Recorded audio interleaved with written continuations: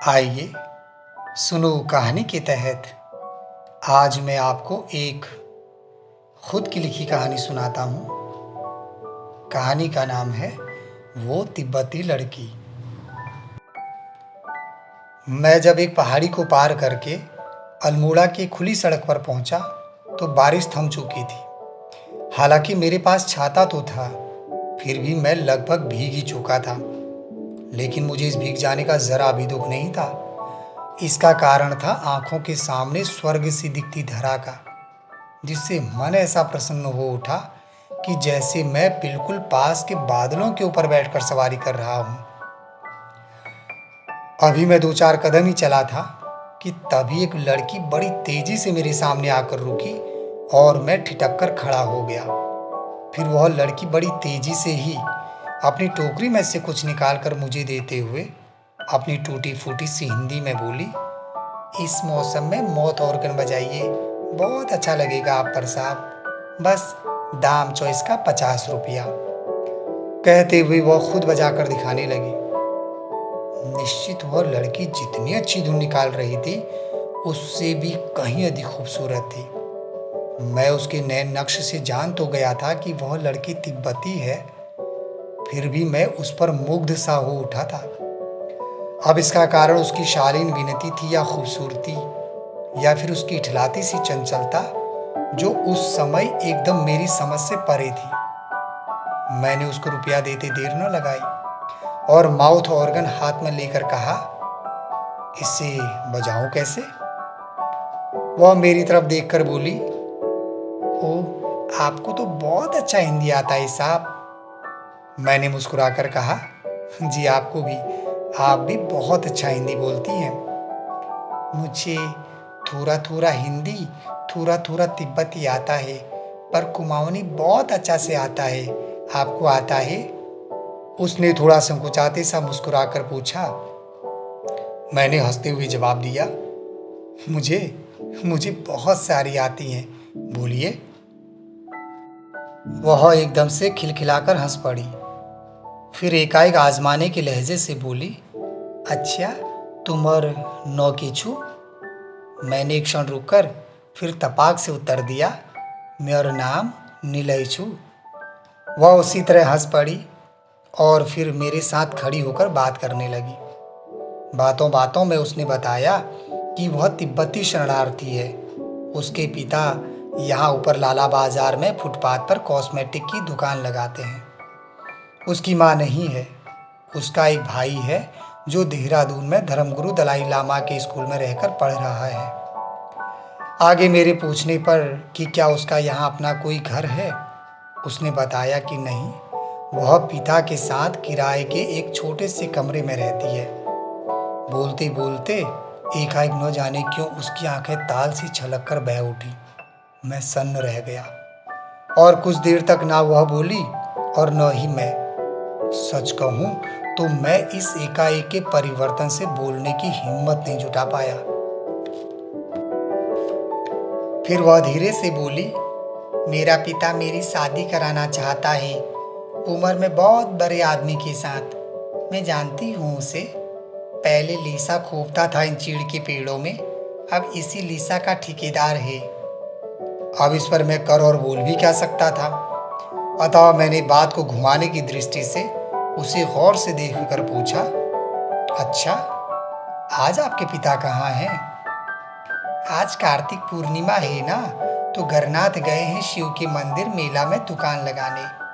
बहुत बड़ा मेला लगता है वहाँ, आप गए हो कभी वहाँ? उसने फिर एकदम पहले जैसा सामान्य होकर उत्तर दिया, जाएंगे कभी, फिलहाल तो मैं यहाँ एक किराए के कमरे की तलाश में हूँ और इस समय बहुत जोरों की भूख लगी है, एक होटल की तलाश में हूँ, मैंने थकान की सी मुद्रा में कहा। वह एक क्षण रुकी और फिर मेरे चेहरे की तरफ देखकर बोली, ऊपर नंदा देवी के पास बहुत अच्छा होटल है, वहाँ बहुत कमरा भी है किराए का, हम भी वही कमरा में रहते हैं। यही आगे मोड़ से बहुत शार्ट रास्ता है जाने का, आप चलो साथ में, मैं जा रही हूँ। मैंने अपनी ज़रूरत को ध्यान में रखते हुए सिर को चलने की मुद्रा में घुमाते देर न लगाई। अभी हम उस मोड़ के पास पहुंचे ही थे कि मुझे एक छोला समोसा की दुकान दिख गई। भूख जोरों की थी, अतः मैंने उधर लपकते देर न लगाई। उससे पूछने पर वह बहुत तो नहीं, हाँ थोड़ा बहुत संकुचाकर बोली, नहीं मैं नहीं खाऊंगी, मैं खाना खाया है। दोपहर होने को थी। मैंने एक समोसा अंदर से लाकर उसकी तरफ बढ़ाया तो वह उसे थाम गई। जब हम मोड़ पर से ऊपर चढ़ने को हुए तो मैंने देखा कि उसमें लंबे छोटे कई घुमावदार रास्तों के साथ उससे जुड़ी कई अनगिनत सीधी खड़ी सीढ़ियां भी हैं, जिससे एक पल मन में ख्याल आया कि ये तो कितना भी चढ़ लेंगे, खत्म ही नहीं होंगे। पर फिर भी बहुत अच्छा लग रहा था। वह समोसे को अब धीरे धीरे मुंह से काट कर खाते हुए चल रही थी। तभी मैंने अपना माउथ आर्गन उसकी ओर यह कहते हुए बढ़ा दिया कि वह उसे वापस अपने ही पास रख ले। मैं क्या करूँगा बेकार में इसे रख कर, बजाना तो नहीं आता मुझे इससे, भले ही उसके पैसे न लौटाओ आप। मगर वह एक झलक मेरी ओर देख फिर मुस्कुराकर बोली, नहीं अब ये आपका है, मैं इसे वापस नहीं रख सकती। और समोसा चबाते हुए आगे बढ़ गई। उसकी उस कोमल मुस्कुराहट में सरलता और निश्चलता की बड़ी गहरी स्पष्ट छाप उभर आई थी। मैं चलते चलते बीच बीच में थक सा जा रहा था, परंतु उसमें ऐसी कोई बात नजर नहीं आ रही थी। वह मुझसे कुछ आगे ही थी। उसके पैर बराबर उसकी चंचलता जैसे ही उछल कूद सा करते आगे बढ़ रहे थे, जिन्हें उसे जानबूझकर मेरे लिए रोकना पड़ जा रहा था। उन खड़ी विकट सीढ़ियों को चढ़ते चढ़ते एकाएक मुझे बहुत तेज प्यास लगाई। मेरा गला एकदम जैसे सूख सा गया। मेरा उससे थोड़ा पानी पीने की इच्छा प्रकट करने पर वह मुझे पास ही के एक नौले की तरफ ले गई और अपनी टोकरी से एक विचित्र प्रकार का छोटा सा बर्तन निकालकर नौले में डुबो गई। इतना ठंडा पानी था उस नौले का कि मैं अपना अंजुल 2 घूंट गटकते ही छोड़ गया। फिर उसके थोड़ा रुक रुक कर पीने की सलाह पर ही मैं वो पानी पी सका। नौले से लौटते समय उसके पूछने पर मैंने उसे बताया कि हाँ, मैं यहाँ नौकरी के सिलसिले में ही आया हूँ। मुझे स्कूल में बच्चों को 6 महीने का कंप्यूटर प्रोग्राम सिखाना है, इसलिए मुझे यहाँ एक कमरे की ज़रूरत है। फिर मेरा उससे उसका नाम पूछने पर उसने मुझे अपना नाम हंची बताया और इसका अर्थ भी कई वाक्यों में बताया। सबसे सुंदर, बहुत खूबसूरत, अप्सरा सी रूपवान। फिर एकाएक हंसकर बोली, और क्या बताऊँ मैं? नहीं नहीं, अब मत बताइए, सामने दिख ही रहा है, मैंने भी हंसकर कहा। उसने मेरी ओर बड़े गौर से देखकर कहा, आप बिल्कुल पहाड़ी जैसा नहीं दिखते, पर जो भी हो आप बहुत अच्छा है। इस उम्र में आप जैसा हर इंसान नहीं होता। मैं मुस्कुरा उठा और सिवाय शांत रहने के और बोल भी क्या सकता था। मैंने हाथ से आगे बढ़ने का उसकी ओर इशारा किया और कब हम बातों बातों में वो विकट दुर्गम सी खड़ी सीढ़ियों को पार करके लाला बाजार में आ गए, पता ही नहीं चला। वह मुझे उस सुंदर बाजार से लगी एक गली की ओर ले गई। अभी मैं बमुश्किल से 40-50 मीटर ही चला होऊंगा कि वह लड़की एक बड़े से आंगन का गेट खोलकर उसके आंगन में दाखिल हो गई और अपनी तिब्बती भाषा में अंदर की ओर किसी को आवाज़ दे गई। मैं गेट पर ही खड़ा रहा। अंदर से कोई प्रत्युत्तर न मिलने पर वह गेट पर से मुझे यह कहकर ले गई कि ऊपर एक कमरा है, देख लीजिए, पसंद नहीं होगा तो दूसरा कोई और ढूंढ देंगे। सच कहूँ तो मुझे उसकी ऐसी उम्मीद पर, ऐसी मदद करने पर भी मन में कहीं से कोई ख्याल नहीं आया कि ये आखिरकार मेरे लिए ये सब क्यों कर रही है। शायद उसी के जैसी परोपकारी भावना मुझ में भी वास करती होगी, या फिर पता नहीं क्यों। उस मकान का आंगन बहुत बड़ा था और उसमें चकोर बड़े बड़े स्लेट से पत्थर बिछे थे। किनारों की तरफ बनी सुंदर क्यारियों में तरह तरह के फूल चहक रहे थे। मैंने मकान के ऊपर की ओर एक नज़र घुमाई तो उसके 2 मंजिले की बालकनी लकड़ी से निर्मित थी और उसकी छत बड़ी ढालूदार बनी थी। रेलिंग पर लगी लकड़ियों पर महीन सुंदर काष्ठ नक्काशी देखने लायक थी और उसमें कुछ कुछ दूरी पर रखे गमलों में खिले फूलों की बेलें सी नीचे को लटक रही थी। निश्चित वह लड़की जिस खूबसूरत जगह में रह रही थी, शायद उसके और उसके व्यवहार में भी वैसी ही खूबसूरती बस गई थी। वह मुझे आने को कहकर किनारे की तरफ बनी लकड़ी के सुंदर घुमावदार जीने की तरफ बढ़ गई और फिर मैं भी उसी के पीछे पीछे चल दिया। मैं जब बालकनी में पहुंचा तो उसने दाहिने तरफ मुंह करके किसी को 2-3 आवाजें दी, नानी, नानी। तभी थोड़ी दूर किनारे के एक मकान से, जिसकी बालकनी का एक कोना इस बालकनी से लगा हुआ था और शायद वहां से आपसी रास्ता भी था, से एक बहुत बुजुर्ग औरत हाथ में हुक्का लिए दरवाज़ा खोलकर बालकनी में आ खड़ी हुई। मुझे उसके चेहरे की झुर्रियों से उसकी आंखें नहीं दिखाई दे रही थी। वह इधर आने को हुई तो उस लड़की ने उसे यह कहकर मना कर दिया, नानी तू बैठ, मैं इनको एक कमरा दिखाकर आती हूँ, और दरवाज़ा खोलकर अंदर चली गई। फिर एक क्षण बाद कमरे की लाइट जलाकर मुझे अंदर आकर पानी पी लेने को बोली। मैंने बालकनी पर से ही खड़े होकर कहा, नहीं नहीं ठीक है, अब प्यास नहीं लगी है, कमरा दिखाइए तो मैं जाऊं। वह लड़की दरवाजे पर आ गई और बोली, हाँ हाँ बस, अभी मकान मालिक नहीं है, ज़रा उन्हें आने दीजिए, तब तक आप बाहर कहाँ खड़े रहेंगे, अंदर आकर बैठिए, पानी पीजिए। फिर वह मुझे अपनी जगह से हिलता न देख मेरे पास आ गई और मेरे हाथ की 2-3 उंगलियों को पकड़कर बड़े आग्रह के साथ यह कहकर खींच उठी, बैठ जाइए, शर्माइए मत। मैं अब उसके इस आग्रह को न टाल सका और चल दिया। अंदर जाकर देखा तो उसका वह कमरा छोटा कहीं से भी नहीं था। मैं अंदर जाकर दरवाजे के पास एक खाली पड़ा स्टूल देखकर उसी में बैठ गया। वह पीतल के बड़े से गिलास में पानी लेकर आई और फिर मुझसे धीरे से बोली, ये जो बीच में फ़ोटो लगी है ना, वो हमारे धर्म गुरु जी है। हमें इनसे बहुत बड़ी उम्मीद है कि ये एक दिन हमारे देश तिब्बत को चीन से आज़ादी देंगे। मैंने मुस्कुराते हुए गौर से उस ओर देखा तो फोटो के आगे चिमनी के अंदर एक दिया जल रहा था और पूरा कमरा सुगंध से गमक रहा था। शायद वह कोई खुशबूदार धूपबत्ती की ही सुगंध रही थी। हालांकि कमरे में बहुत सामान तो नहीं था, पर ज़रूरत का सारा सामान दिख रहा था। एक कोने की तरफ फर्श पर कॉस्मेटिक्स की 2-3 बड़ी अधखुली सी पोटलियां दिख रही थी। कमरा बहुत साफ और साज सज्जा से परिपूर्ण था। धर्मगुरु के माथे पर तरह तरह के रंगीन कपड़ों से बना छत्तर कभी कभी खिड़की से आती हवा के झोंकों से नृत्य सा कर लहरा रहा था। कुल मिलाकर कमरे का वातावरण मुझे बड़ा सुखमय लग रहा था। वह गिलास के साथ मेरे हाथ में एक तिब्बती मिठाई रखकर बैठने को कुछ ढूंढ सी उठी और फिर एक मोड़ा खिसकाकर मेरे पास ही बैठ गई। मुझे वह मिठाई देखने में बिल्कुल भी अच्छी नहीं लग रही थी। अब खाना भी मजबूरी बन गया था, लेकिन जब खाया तो उसका स्वाद बहुत अच्छा लगा। उसके और दो कहने पर मैंने सिर हिलाकर फिर ना में जवाब दे दिया।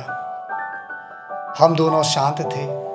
मुझे समझ नहीं आ रहा था कि मैं क्या बात करूं। अतः मैंने शांति अधिक बढ़ती देख एकाएक पूछा, कितना किराया है इसका? उसने मुस्कुराकर उत्तर दिया, 1200 रुपया है। इसके बगल वाला कमरा भी ऐसा ही है, उसका भी 1200 रुपया है। और फिर शांत हो गई। मैंने फिर पूछा, क्या पढ़ाई की है आपने? उसने मुस्कुराकर जवाब दिया, पढ़ने का बहुत शौक था मुझे, पर मेरे सिर में तो बज्जर गिरा था। कक्षा 8 में जैसे ही गई तैसे ही पिता का सीढ़ी से फिसलकर पाँव टूट गया। मुझे दुकान संभालनी पड़ी। सामान बेचना तो पता नहीं था कुछ, सारा घाटा हो गया। ऐसे में उसी ठेकेदार ने हमारी बहुत मदद की, लेकिन जब उस ठेकेदार की पत्नी अचानक मरी तो पिता ने मदद का कर्जा चुकाने के लिए उससे मेरी शादी करा देने की बात कह दी। यह कहते ही उसकी आंखें भर आई। वह अपनी आंखें पोंछती हुई आगे बोली, मैं बहुत रोई। फिर पिता को भी अपनी गलती मालूम हुई तो बोले, जब कभी वह तराई भाबर में लीसे के चक्कर में 2-4 दिन के लिए जाएगा तब हम यहाँ से कहीं दूर चले जाएंगे। अभी वह आगे कुछ और बोलती बताती, तभी वह बुजुर्ग औरत बिना कोई आहट किए दरवाजे से अंदर चुड़ैल सी डरावनी रूप में मुंडी घुसाकर कुमाऊनी में कुछ बोल उठी। अरे नातड़ी, मकान मालिक तो सत्यनारायण का आत्मजारीन अब रात में ही आएंगे। और हुक्का गुड़गुड़ाकर धुआं अंदर की ओर छोड़ बैठी। उसे अचानक इस तरह देखकर हम दोनों ही एक पल कांपकर झटके से खड़े हो गए। अरे नानी, पहले क्यों नहीं बताया? ये इंतजार तो नहीं करते? वह लड़की हल्की सी झुंझलाकर बोली। मैं 80 बरस की बुढ़िया का दिमाग अब क्या तुम्हारे जैसा काम करता है बिटिया? मैं तो तुम लोगों को देखने आई थी कि क्या कर रही हो अंदर, तभी याद आ गया। वह बुजुर्ग औरत अपने पोपले गालों को भींजते से बोली और फिर धुआं अंदर की ओर छोड़कर पलटी और चली गई। मैंने उस लड़की की ओर धीरे से देखा तो उसने अपनी नजरें झुका ली। मैं समंजस में सा होकर अब लौटूंगा कहते ही बाहर निकल आया। वह धीरे से बोली, कल जरूर आइएगा। और फिर मुझे बहुत दूर तक छोड़ने भी आई। पर अगले रोज तो क्या, मैं 5-6 दिन तक काम में ऐसा उलझा कि बता नहीं सकता। आखिर फुर्सत पाकर जब मैं वहाँ के लिए निकला तो माउथ ऑर्गन जेब में यह सोचकर बड़े याद से रख लिया कि आज इसे दे ही दूंगा, ये मेरे किस काम का। और रास्ते भर नज़र उसे ही ढूंढ रही थी कि कहीं तो मिलेगी, पर पीछे मायूसी ही मिलती जा रही थी। वो दुर्गम सी चढ़ान तो अकेले आज मानो एवरेस्ट चोटी सी ही लग रही थी। सच कहूं तो मन में उसके दिख जाने की आशा लगातार बनी ही रही। मैं जब उसके गेट पर पहुंचा तो कुछ देर तक अंदर को कई आवाज़ें देते खड़ा रहा। फिर किसी के न निकलने पर गेट खोल आंगन में आ गया और उसी तरह कई आवाज़ें देकर फिर इंतज़ार सा करने लगा। लेकिन सब कुछ उसी तरह देख अब मैं जीने से ऊपर की ओर बढ़ गया। अभी मैं कुछ जीने ही चढ़ा था कि उसके दरवाजे पर कुंडी चढ़ी दिखाई दी। मैं ये सोचकर मन ही मन प्रसन्न हो उठा कि चलो कहीं बाहर नहीं, यहीं कहीं आसपास में ही है। मैं बालकनी में जाकर पहले दिन की ही तरह खड़ा हो गया और एक आवाज़ कोई है के साथ फिर उसका नाम हंची लेकर 2-3 आवाज़ें रुक रुक कर दे गया। तभी उसी बुजुर्ग औरत ने हुक्का गुड़गुड़ाते हुए अपने दरवाजे का एक पल्ला धीरे से खोला और दाहिने हाथ को माथे पर रख महीन सा झांक कर कहा, अरे तू जो कोई भी है, क्या चिल्ला रहा? अब वो यहाँ नहीं रहते? छोड़ दिया उन्होंने कमरा। मैंने अधीर सा होकर एक नज़र दरवाजे की ओर घुमाई, फिर तेजी से पूछा, कब? अब कहाँ रहते हैं वो लोग? उसने एक हाथ से इशारा करके जवाब दिया, न मालूम रानी खेत गए हैं, न मालूम धारचूला गए हैं। कहते हुए वह धुआं छोड़कर अंदर की ओर मुड़ी और पल्ला बंद कर गई। मुझे एक पल ऐसा लगा मैं अब बिल्कुल अकेला हो गया हूँ और जेब से माउथ ऑर्गन निकाल कर उसे ध्यान से देखने लगा। उसे देखते देखते मेरी आंखें भर आई और आंसू की कुछ बूंदें उस पर टपक पड़ी। एक क्षण बाद मैंने आंसू पोंछते हुए माउथ ऑर्गन शर्ट की जेब में रख लिया और एक विश्वास से दरवाजे की ओर यह सोचकर बढ़ गया कि कहीं ये सब झूठ तो नहीं। मगर दरवाज़ा खोलकर अंदर झांका तो वह बिल्कुल सच था। उजाड़ सा पड़े उस कमरे में भयानक सन्नाटा पसरा था।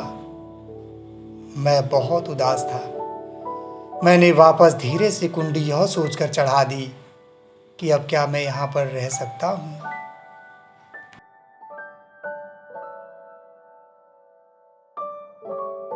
ये कहानी आप लोगों को कैसी लगी? मुझे इस पर आप सभी की प्रतिक्रिया का बेसब्री से इंतज़ार रहेगा। और हाँ, यदि कहानी आपको अच्छी लगी हो तो इसे लाइक और चैनल को सब्सक्राइब करना न भूलें। तो फिर मिलते हैं एक नई कहानी के साथ बहुत जल्द। धन्यवाद।